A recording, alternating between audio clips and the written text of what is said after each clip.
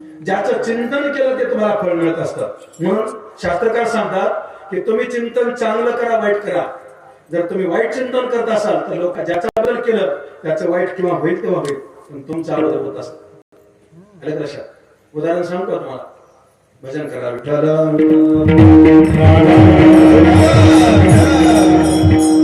चार जण चोर रस्त्याने निघाले. त्यांना पता होता 10-15 बाया दागिने घालून गेल्यात म्हणून. काही बाया बाजूच्या रस्त्याला गेल्या, काही बाया सापडल्या. चार बायाकडून त्यांना 60 तोळे सोनं मिळालं. बरं ते नुसतं सोडलं नाही, मला बायाला मारून टाकलं त्याने. पार एका बाजूला गेल्यानंतर तिथून मधल्या वाटेत गेला. मोठं गाव बाजूला होतं. 4 जण ती वाटणी करत बसले. दोघं म्हणले भूक लागली, जेवण करून यावं. हॉटेलला गेले. तिथं ते कोणता वडा होता ते काय असते आलू वडा. तिथं ते घेतला आणि तिथं मनात पाप बुद्धी आली. आपण जाताना या 2 आलू वड्यामध्ये विष टाकून घेऊ. का तर ते जे 2 बेटे बसलेत ना, त्यांना खाऊ घातलं की ते मरतील. 60 तोळ्याचे सोन्याचे मालक आपण दोघंच होऊ. जमलं महाराज. तसंच केलं त्याने. आणलं ते विष घालून. आणल्यावर आले म्हणले झाली की नाही वाटली? झाली म्हणले. ते खा तुमच्या नावाचे आलू वडा. काय आणलाय? आलू बोंडा. त्याने म्हणले पाणीच नाही ते कुठलं खा, अगोदर पाणी घेऊया म्हणले. हे त्याच्यावर हुशार बदमाश. हे काय म्हणले पाणी प्यायला गेलं त्याला विहिरीत लोटून देऊ. 70-80 फूट खोल विहीर. वर यायला काहीच नव्हतं, मुळ्या नव्हत्या, काहीच नव्हत्या. असं वाकून पाणी प्यायला बघायला गेले की मागून यांनी दोघांना लुटून दिलं. आता या दोघांनी विचार काय केला? जे वडा पावले होते विष घालून ते दोघं पाण्यात पडून गेले. आता हे दोघं बेटे म्हणले आपणच मला 60 तोळ्याचे. आता काय वाटत यांनी आणले वडापाव खाऊन घेऊ म्हणले पहिले. आता खाल्ल्यावर कसं असं कोणालाच मिळालं सोनं महाराज रस्त्यावर.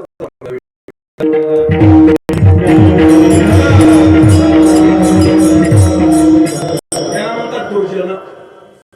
लोकांचं वाईट चिंतायचं आणि आपलाच नाश करून घेणारी अवलाद असते त्याला दुर्जन म्हणतात. विठ्ठल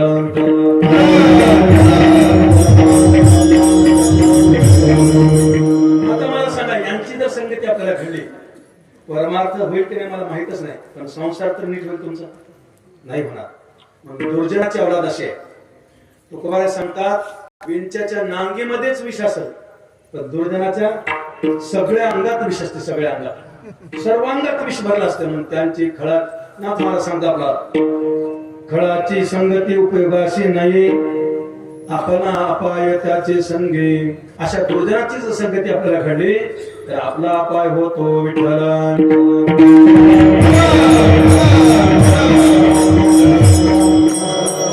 आता दुसरा एक प्रकार सांगितला त्याच्यातला सज्जनातला दुर्जन.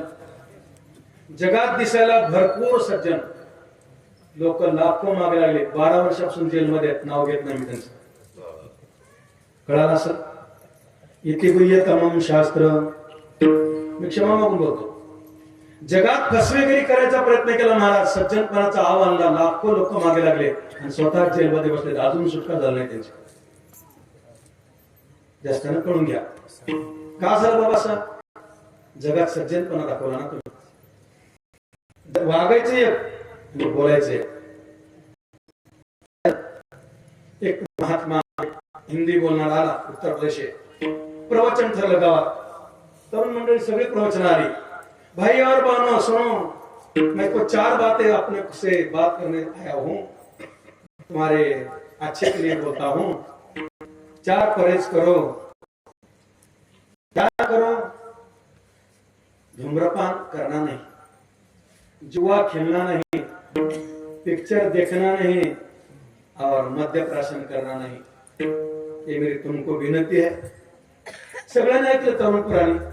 पण पुढच्या रविवारी पिक्चरला पोरं बरेच होते आणि पुढच्या रविवारी इंटरव्ह्यू झाल्यावर हे जे सांगणारे महात्मे होते त्यांनी लागले. आल्यावर पोरं म्हणतात बरं आपल्याला सांगलं गेल्या रविवारी आपणच बिळावडीत बसले. फपा आले जवळ. महात्मा जी गए इतवार को आपने तो बोला था धूम्रपान नहीं करना, पिक्चर नहीं देखना, जुआ नहीं खेलना, शराब नहीं पीना. अरे भाई ये तो मेरा कहने का काम है, चलने का तुम्हारा काम है. कहना और चलना दोनों ही हमको थोड़ी जमीन. हमको तो जिंदे है अभी तक तो लोगों को महाराज सज्जनातले दुर्जयाने विठ्ठल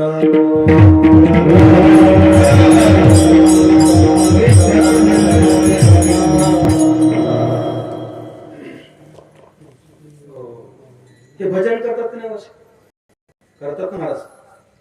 त्यांचं भजन तर बघायसारखं असते. पण तुकोबारा वर्णन करतात त्यांच्या भजन ते ओंगळवाणी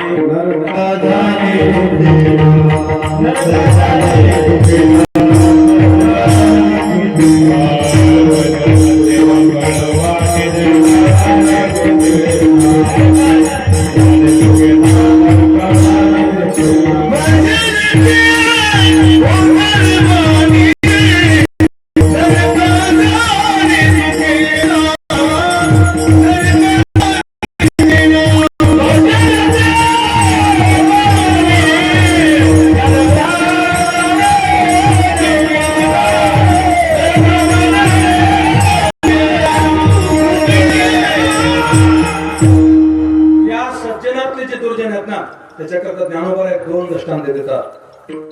एर बहुत जोडते किरीटी जयांची भजने भोगासाठी अशा मेरे दृष्टी मंद झाले. एक दुसरा दृष्टांत म्हणजे दृष्टांत देऊन सिद्धांत सांगतात. वेगे आणि लेसा दिठी घालोनी अभिमुसा जळी पूजायचा पाऊल सोयी.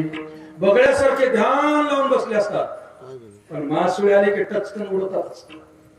तसे जगाला फसवण्याकरता महाराज काळनेमी कसं होतो. राक्षस होता की कोण सज्जन होता. आता मारुतीराय हृदयानं सज्जन असल्यामुळं काळनेमी त्यांना सज्जनच वाटलं ती बाबेगडी. आता उद्या अधिक महिना येणार धोंड्याचा महिना आपण म्हणतो ना त्या महिन्याला अधिक पुरुषोत्तम मलमास असे नाव आहे. पुराणिक गोवाने अधिक महात्म्य सांगायला सुरुवात केली. एक दिवस गेला दुसऱ्या दिवशी एका बाईने आपल्या घरी आमंत्रण सांगितलं महाराजांना आणि त्या महाराजांनी सांगितलं ऐका म्हणाले भाता भगिनी अधिक मासामध्ये काय काय पथ्य करावं. कांदा खाऊ नये, लसण खाऊ नये, वांग्याची भाजी खाऊ नये असं सांगितल्याबरोबर ज्या घरी आमंत्रण होतं तिथली बाई त्या कथेला आली होती. तिने उठली की लगेच जाता बाजारात थोडे अर्धा किलो आलू घेतले, टमाटे घेतले, घरी जाऊन भाजी करून ठेवली वाट बघत. कारण तिच्या घरी भरल्या वांग्याची भाजी लसण कांदे घालून केली होती. तिला वाटलं मग महाराजांना असं म्हणलं जमणार नाही असं म्हणून ती पुढे गेली भाजी करून ठेवली. महाराज आले, ताट वाढले होते, घरचे मंडळी बसले, महाराज बसले आणि बाईला विचारलं बाई झालं का वाढून. म्हणजे हो महाराज. इकडे या.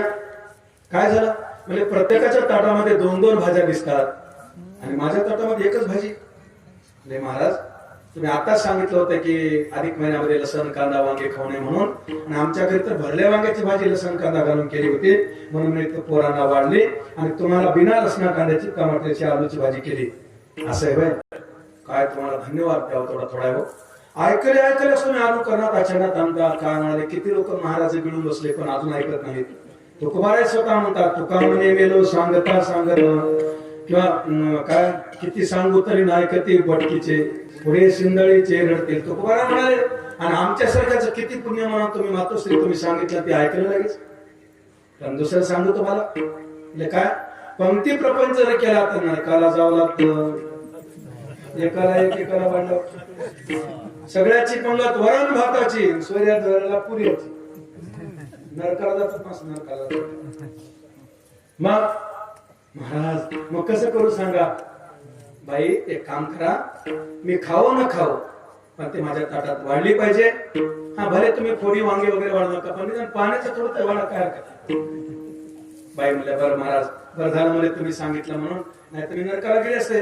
म्हणून त्याने पातेलं आणलं आणि पळी आडू लावून वाढू लागली. फक्त पाणीच पडावं एखादी फोड सुद्धा पडू नये असा विचार करताना महाराजांनी सांगितलं आपल्या खेड्यात मन आहे धर्माधारी. हे काय लावलं तुम्ही पळी अशी बघण्याला. म्हणजे महाराज तुम्हाला वांग चालत नाही तुम्हाला कांदा लसण चालत नाही तुम्ही पाणी वाढा म्हणजे थोडं पाणी वाढण्याचा प्रयत्न करते. वांग पडू नये म्हणजे तुम्ही वाढणार नाही ना. तुमच्या मनात वाढावा असा किंवा पाप घडावा अशी इच्छा नाही ना. त्याच्या नशिबाने वांग फोडू द्या माझ्या पत्रात काय करते. त्याला म्हणायचं सज्जनातले दुर्जन. लोका सांगे ब्रह्मज्ञान आपण कोरडे पाषाण जगाला वाटल ते वळण लावायचं महाराज आणि घरी जाऊन बघा त्यांच्या कसं असतं. बरं महाराज लोकांच्या घरी जाण्याचा प्रसंग होईल बरं. जे मुरलेले महाराज आहेत त्यांच्या घरी कधी जाऊ नये. विठ्ठल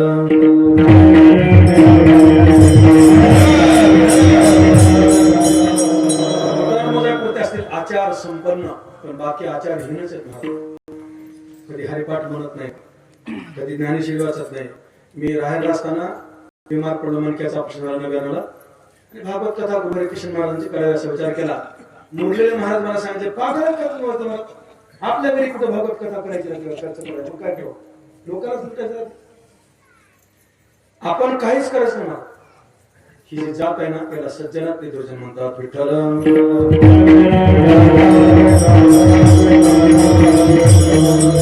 आणि तिसरा जो प्रकार सांगितलाय तो दुर्जनातलाही दुर्जन आहे. कसा दुर्जनातला दुर्जन आहे? महाभारतातलं उदाहरण जर बघायचं असेल, हा दुर्योधन नावाचा जण हा नुसता दुर्जन महाराज, अति दुर्जन आहे. काय केलं त्याने? आजुळावर स्वारी केली. आजुळावर स्वारी करून 100 मामाला ताब्यात घेतलं. त्यापैकी पाया पडून तोंड चाटेपणा करून शकुनी सुटला. 99 मामा रागात येऊन उपयोग झाला नाही. दुर्योधनाने सगळ्याला जेलमध्ये घातलं. त्यांना भाकरी द्यायचं बंद केलं, अन्न द्यायचं बंद केलं, पाणी द्यायचं बंद केलं, फुटाने खाऊ घातले.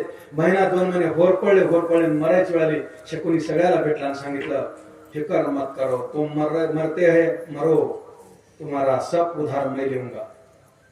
सगळ्याचं उष्ण मी काढून टाकेल. दुर्योधनाला चिंता करू नका, तुम्ही खुशाल मरा, तुमच्या सगळ्याचं उष्ण मी घेईल. आला शकुनी म्हणायकडे. आल्यानंतर प्रत्येक गोष्ट भांजे, एकही गोष्ट त्याच्या हिताची बोली नाही भारताने, एकही गोष्ट बोलाय. कारण 99 भावाची इजा पोटात असल्यामुळं प्रत्येक गोष्टीने मरणाच्या जवळ कसा जाईल हे चिंतलं. म्हणून दुर्योधन दुर्जन आणि दुर्जनातलाही दुर्जन म्हणजे शकुनी मामा. विठ्ठल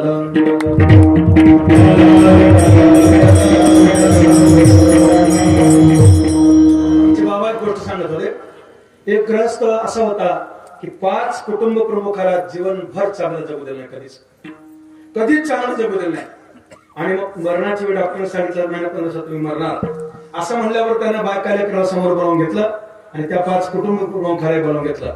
सांगितलं, मी तुम्हाला जीवनभर फार त्रास देऊ, म्हणून शेवटच्या दिवशी मी मरेल तेव्हा बायका लेकराच्या भिकच सांगतो, तुम्ही माझ्या हातापायला दावे दोऱ्या बांधा आणि गावाच्या शिवच्या बाहेर नेऊन मला पुरा किंवा जाळून टाका. हे 5 भोळे बिचारे त्यांनी विचार केला, बरं चांगली गोष्ट. मेला म्हणून समजल्याबरोबर कोणी स्वतःची कोणी नाल्यांची दोरी बांधली हातापायला, ओढीत नेले. कुठल्या शिवला? इकडं सुगावच्या गावात कळल्यावर तुम्ही आमच्या गावात कस काय हंसाची पाडाला काठी घेतली मोठी बाय हा तिकडं. आता कुठं फिरावं? गेले अंचोलीच्या शिवाला, तिथून काट्या, तिथून लावडीच्या शिवाला. असं होत होत नायगावच्या शिवाला गेला होता, पोलीस स्टेशनात गाठले. पोलिसांनी ताब्यात घेतलं 5 जणांना. त्या प्रेताची विल्हेवाट लावली, कोर्टात दाखल केला. कोर्टाने लगेच फैसला देऊन टाकला की मेलेल्या प्रेताची अवहेलना करणं म्हणजे साक्षात खून केल्याचा गुन्हा झाल्यामुळं या 5 जणांना 10 वर्षाची तुरुंग ठेवली. आता जेलमध्ये बसल्यावर विचार करू लागले, काय हिशोब लावून ठेवला गेला.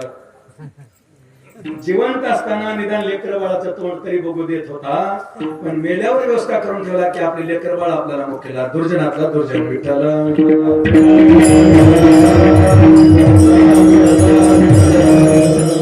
नुसता दुर्जन काय, सज्जनातला दुर्जन काय, दुर्जनातला दुर्जन काय. परमार्थाची तर चाहूल लागू देतच नाहीत, पण तुमचा संसार नीट करू देणार नाही. इतके जर वाईट असेल तर त्यांची संगती आपण करू का? फसलो ना आपण त्यांची संगती केल्यावर, आपण बर्बाद हो. आणि असं होऊ नये म्हणून तो कुबार सज्जनाचं लक्षण सांगतात. म्हणून सज्जनाकडे वळायचं आपल्याला. नुसता सज्जन जो असतो ना तो अंतःकरणात फक्त चिंतन करतो. सर्वे सुखनः सन्तु सर्वे सन्तु निरामयः सर्वे भद्राणि पश्यन्तु मा कश्चित् दुःखमाप्नुयात्. सगळ्यांना सुख लाभावे अशी आरोग्य संपदा. सगळ्यांना भगवंताला प्रार्थना करू देवा, सगळ्याला सुखी देवा, सगळ्याला आनंदाने ठेव देवा, सगळ्याच चांगलं चिंतन करतो. नियम तोच. एक उदाहरण विचारतो. आता उद्या आपला सण आहे शिमगा आहे ना. दुसऱ्या दिवशी काय कार्यक्रम असतात आपला? होळीच्या दुसऱ्या दिवशी बारकाले पोरं रंग खेळतात, पिचकारी. आपण काय करतो? मोठ्या माणसं लावतो ना. कशाला लावतो? चिंतन हाताने लावतो ना. मग एक विचार करा, दुसऱ्याच्या तोंडाला लावण्याकरता आपल्या हातावर कलर घेतो, आपला हात अगोदर रंगतो का दुसऱ्याचं तोंड? नियम कसा आहे? आपला हात रंगतो. म्हणून वाईट चिंतन लोकांचं करा, तुमचं अगोदर वाईट लोकांचं चांगलं चिंतन करा, तुमचं चांगलं होतं. हाताचा रंग, त्याला उदाहरण एकच आहे. दुसऱ्याच्या तोंडाला रंग लावण्याकरता आपण हाताला रंग लावला तर आपला हात रंगत असतो. म्हणून तुम्ही सदाचार संपन्नतेनं लोकांचं रात्रंदिवस चिंतन चांगलं केलं तर तुमचं चांगलं होतं, लोकांचं होईल तेव्हा होईल. विठ्ठल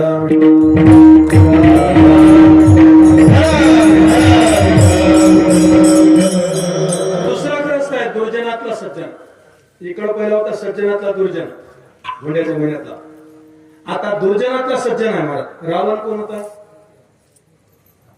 राक्षस होता. कुंभकर्ण कोण होता? विभीषण कोण होता? वा. मग आता विभीषण, रावण, कुंभकर्ण एका माईचे लेकर असतील, जर राक्षस असतील तर त्यांना सज्जन म्हणणार कोणी? बाजारात येतं.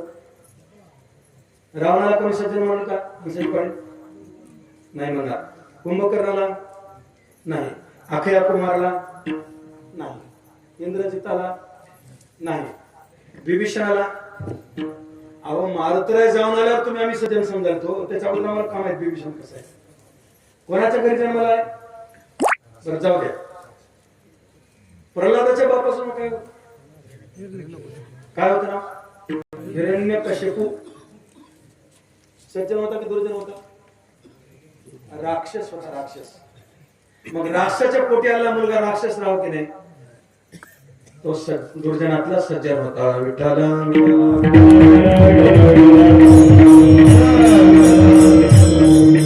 बघा, राक्षस बाप होता, नाम आवडत नव्हता, पण भगवान परमात्म्याचं नाव नाम प्रल्हाद उच्चारी तया सोडवी नर हरी घेतला कडेवरी भक्ती सुखे निवाला. विभीषणाचं तेच आहे महाराज. एकच विभीषण निघाला फक्त. जरी राक्षसाच्या पोटी जन्म घेतला असेल, आई राक्षसी नसेल, भाऊ क्रूर राक्षस असतील, पण विभीषण मात्र साधू होता. विठ्ठल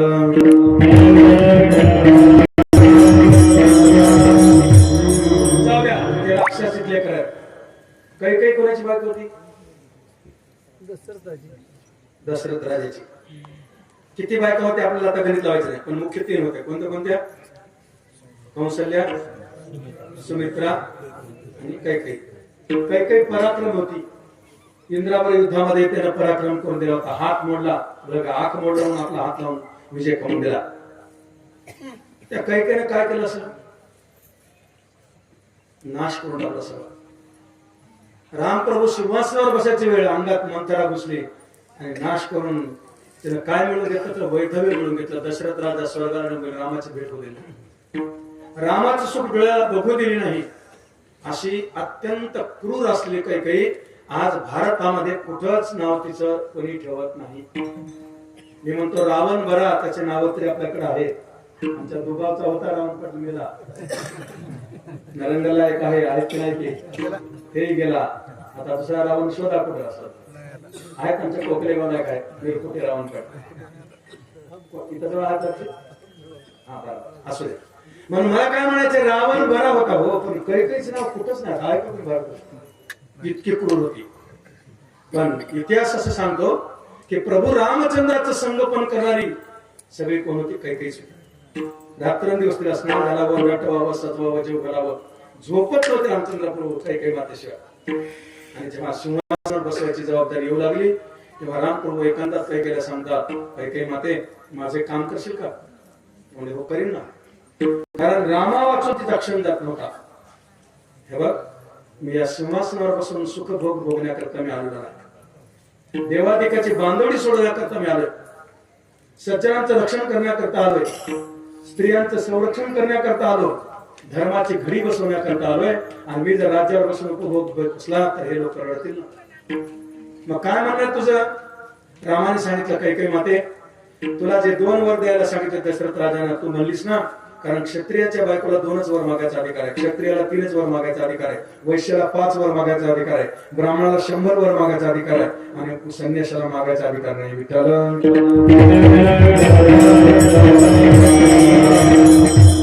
सांगितलं 2च वर मागायचा मला अधिकार आहे. मग मागून घे ना. आता काय मागू रामा? म्हणजे एका वरानं मला वनवासाला पाठव आणि एका वरानं तुझ्या भरताला, म्हणजे तुझ्या लक्ष माझ्या भरत बंधूला बसव. म्हणे काय हरकत नाही, करते राम हे काम. पण लक्षात ठेव कैकेयी माते की हे काम तू केलीस हे जगनिंदे होशील. जगात तुला कोणी किंमत देणार नाही. जाऊ दे म्हणे, कोण किंमत द्यायची मला? तू मिळाला पुष्कळ झाला. विधवा होशील, सौभाग्य नष्ट होईल, स्वतःचा पोटी जन्म घेतला, भरत तुला मारायला येईल. त्याने सांगितलं, वाळवत हे जन हळवत सिंधळी परिहावन माडी न विसंबे. दिसायला दुर्जन आहे पण रामप्रभूवर अत्यंत प्रेम करणारी आहे. झाला महाराज सिंहासनावर बसायचा, राज्याभिषेकाचा दिवस निघाला. आता रामप्रभूला भीती पडली, आपल्याला जायचं सोडून हे सगळी तयार झाली आणि काही तर सगळ्यात नटून सजून पुढे होती. काय करावं आता? रामप्रभूनं काही केलं, दुरून खुनवलं, बघायलाच तर नाही. असंच केली जाते. पण मध्ये पुन्हा चालूच बाजूला सनई वाजवत आली. मंथरेची आठवण केली, मंथरेला तिला पाठवलं. दुरून मंथरा बोलली तरी काही ऐकत नव्हती, म्हणून कैकेयीच्या गळ्याला मंथरा पडली. म्हणून आलिंगन कोणालाही देऊन बऱ्यावर महाराज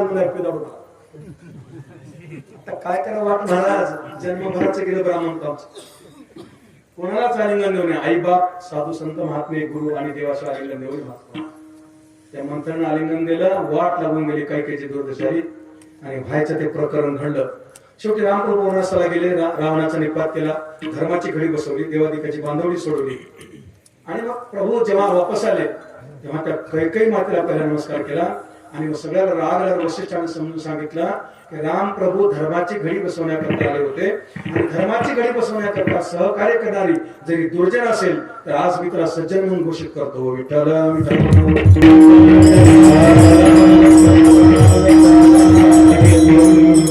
आणि सज्जनातले सज्जन जे आहेत ना ते साधू संत महात्मे सज्जन आहेत, ज्यांच्याकडे कुठलाच विकल्प राहत नाही, कुठलाच दुर्गुण राहत नाही.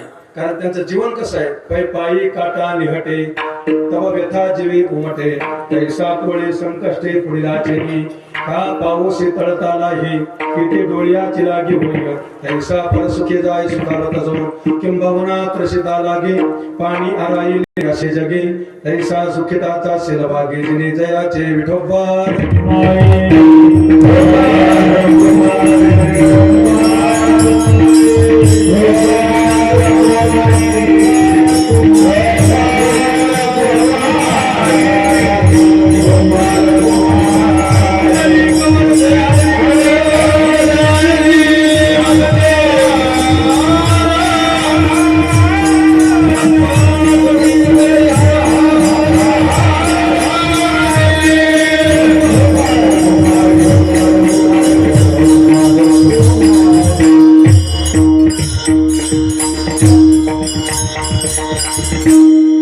दुर्जन किती वाईट आहे, परमार्थ घडू देणार नाही पण संसार होऊ देणार नाही. सज्जन किती उत्कृष्ट आहे, परमार्थही होईल आणि संसार आनंदी होईल.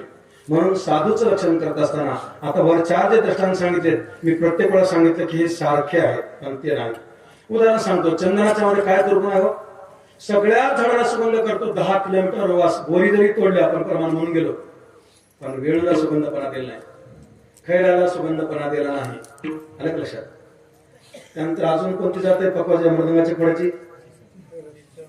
शिष्यमाला दिला नाही, सुगंध दिला नाही. मला ते रडत आले संतापाशी. आता ते देवापाशी गेले पहिल्यांदा, वेळू गेला रडत. देवा म्हणजे तसाच आहेस तू, नुसता गाठी गाठी तुझ्या. देवापासून निघाला, संत महात्म्यापाशी आले. संतांना सांगितलं या, कसे या तुम्ही?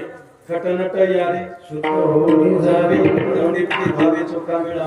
खट या, वाईट या, नष्ट या, दुर्जन या, कसे संतापाशी सज्जनच होणार. देवानं टाकून दिलं वेळेला तुझ्याकडे गाठी आहेत म्हणून, पण देवाने त्या संत महात्म्याने त्याच्या गाठी मोकळ्या केल्या. त्याला एवढा मोठा अधिकार दिला पताकाचा. आणि चंदनाने सांगितलं ये बेट्या, त्या घास याला लाव पाय पडायचे. पताका म्हणून चंदन पाय पडू लागला. चंदनाकडे दुर्गुण कोणता आहे दुसरा? महाराज जवळ येत ना, मोठमोठ्याने साप घेऊन बसतो चंदन. त्याच्या बुडाला असे फों फों करत नाग असतात, जाऊ शकतो का? संत महात्मे बसतात ते साप घेऊन असे. म्हणून चंदनाकडे आपण सज्जन म्हणून बघू नका, चंदन तुम्हाला फसवतो. विठ्ठल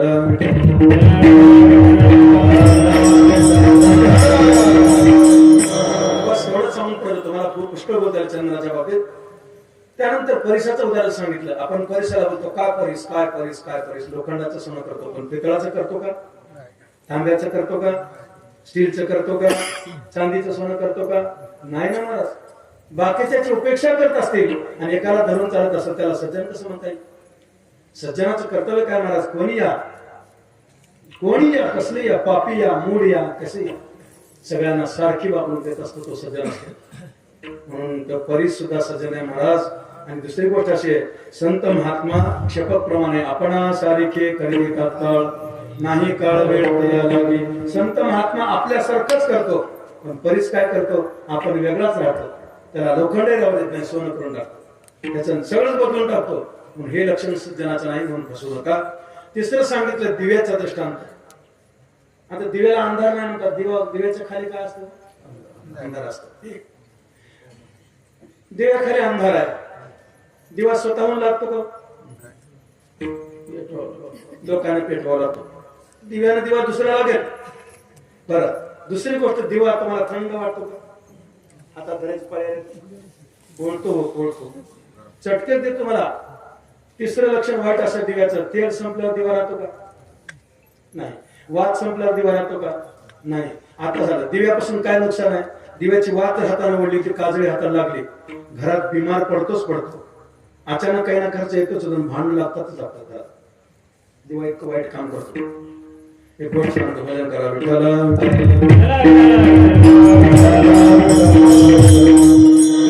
एक ग्रस्त सकाळी 9 वाजता झोपायचं, म्हणजे दुपारी 3 वाजता झोपायचं आणि पहाटे 9ला उठायचं. त्याला रात्र नावाची माहितच नव्हती कधीच. पण सासरवाडला योगाला जायचा आणि त्या दिवशी होती चतुर्थी, रात्री 9 वाजता जेवायचं. त्याला सूर्य मावळला की त्याचे डोळे लागू लागले, त्याला काहीच कळणार नाही काय प्रकार या गावात. काय म्हणून अंधार सगळं, आमच्या गावात काय म्हणून असं अंधार कधीच, कारण पठ्ठ्यात 3 वाजता झोपत होता दुपारी आणि 9 वाजता उठत होता. मग तिथं लाईटची व्यवस्था होती, म्हणून चिमण्या लावला होते दिवे. ते बेवण्याला विचारला, भाऊजीला काय म्हणतात हो, याला सूर्याचे पिल्ले म्हणतात. काय छान आहे तो पिल्ले, आमच्या घरी नाही तुला पिल्ले, आमच्या घरी डायरेक्ट सूर्यच असतो म्हणला. अरे देखो तुझ्या घरी पिल्ले तर तुला कुठं माहिती, तुला दुपारी 3 वाजता झोपतोस आणि सकाळी 9ला उठतोस, मला एक सूर्याचे पिल्ले देतात का म्हणतात. ते म्हणजे देतो ना, काय हरकत नाही, तू जाता घेऊन जा. पण तुमचा काय भरोसा, म्हणून बाया पोरं बसायच्या अगोदर एक सूर्याचं पिल्लू उचललं, दक्षिण दरवाजानं बाहेर नेलं आणि तिथं होती 1 लाख कडव्याची वळे, 10 लाखाच्या कोटी कडव्याची पिंड्याची गवताची वळे लपवून ठेवला. आम्हाला घरात झोपी गेला. जे भडका महाराज, ती कडव्याची वळी ते गेली, गवताची ते गेलीच. 50 घरं जळाली, 10 माणसं जळून गेली. इतका हल्ल कल्लोळ उठला. यानं 9 वाजता उठला सकाळी, याच्या नाकात ते काळं गेलं, सगळं काळं अंग काळ झालं. सगळं गाव हळहळ करून आलं, कसं झालं, कोण लावलं असं भांडी मारामारी वीज पाळली. यानं आपल्या सासऱ्याच्या मेळा म्हणला, माझं सूर्याचं पिल्लू कुठं असेल, मेलं तर नसेल की. आता फक्त भाऊजीने याला इथं येतं माहित होतं, तेवढ्या गर्द्या जाऊन सूर्याचं पिल्लू आणला. बरं झालं वाचलं म्हणून, कडव्याच्या होळीत बसलो. आता कळून चुकलं, आग पुरला, दिवा चांगला का नाही ना, दुर्गुण दिव्यापेक्षा. त्याच्या मनात आलं तर बरं, नाही तर वार सुटलं की सगळ्याला जाळून टाकतो. संत महात्मा असं कळत नाही, म्हणून दिव्यावर फसू नका. दिव्याला बघून तुम्ही सज्जन म्हणू नका, असे दुर्गुण आहेत दिव्यामध्ये. आणि शेवटचा दृष्टांत सांगितलाय साखरेचा. सगळे चांगले गुण सांगितले आपण साखरेचे. अतिसेवनानं साखर सगळ्यात जर वाईट असेल तर रोग निर्माण करणारी. साखरेपासून रोग झालाच पाहिजे, कसलाही किती ताकद लावून द्या. मला सुद्धा शुगर आहे, पण एवढंच की 3 गोळ्याच्या ऐवजी 1 गोळी भाग आहे. साखर ही रोग निर्माण करणारी आहे, तुम्हाला जवळ घेऊ देण्याच्या लोकांची नाही. म्हणून चंदनही सज्जन नाही, परिसही सज्जन नाही, दिवाही सज्जन नाही, साखरही सज्जन नाही. सज्जनासारखे असतात, म्हणून असू नका मायबाप. सज्जनाचं हृदय हे कोवळ असतं, सज्जन पुण्यवान असतात, सज्जन दयावान असतात. आणि सज्जनाचं कर्तव्य बोलतात, बोले तैसा चाले त्याची वंतावे बाहुले. बरं का, जो बोलल्याप्रमाणे करत असतो त्यांना सज्जन म्हणावं, असं एक सज्जनाचं लक्षण या भागातून सांगितलं. तुकोबारा प्रयत्न करतात की आपल्या मनुष्य जीवनामध्ये सज्जन साधू महात्मा भेटल्याशिवाय आपल्या जीवनाचं कल्याण होत नाही. म्हणून ते निवडत असताना चूक होऊ नये या दृष्टीने हे वापर केला. या अभंगाचा यथामत यथावकाश पण भावार्थ सांगण्याचा प्रयत्न केला. झालेली सेवा भगवान परमात्मा शंकराच्या चरणी समर्पित. शिवला पूर्णविराम. ज्ञानेश्वर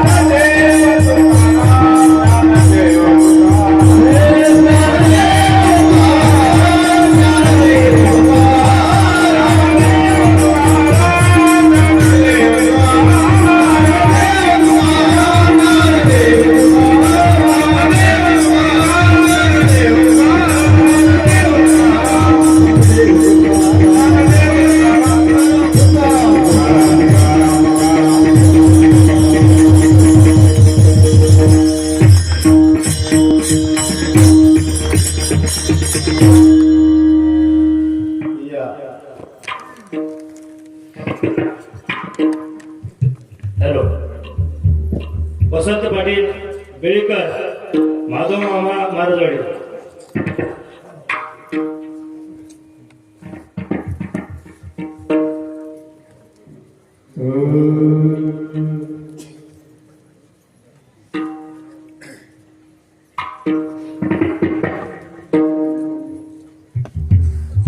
Ah